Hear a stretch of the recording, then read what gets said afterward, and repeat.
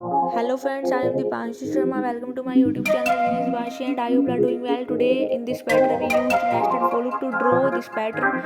Nested for loop is a loop in which outer for loop inside inner for loop, that is called nested for loop. So firstly we used two variables I and j for moving outer and inner for loop. So I used for outer for loop and j variable is used for inner for loop. So firstly we create outer for loop and we initialize I in outer for loop. I initialize to 1 and check condition if I less than equals to 5 and I increment to 1. And inside the inner for loop we used j as a variable. J initialized to 1 and j less than equals to I and j increment to 1.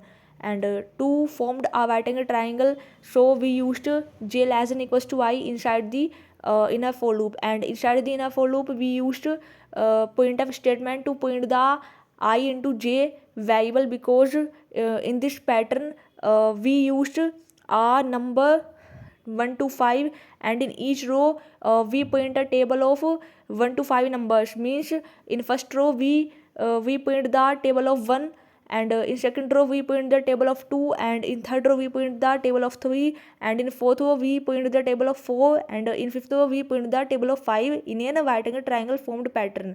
And outside the inner follow we used backslash and for cursor to the next line when printing each row. So I hope you understand that how to create this pattern. If you run this pattern, the above output will be shown. If you have any doubt related to this pattern, you can ask me anytime in the comment section, because this is the easiest way to draw this pattern.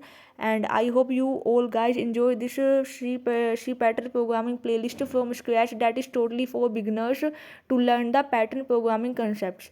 So I hope you are doing well, and I hope you learned or enjoyed a lot in this pattern programming series. Thanks for watching.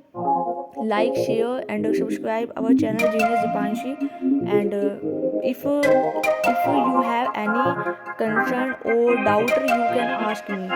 Thank you guys for watching.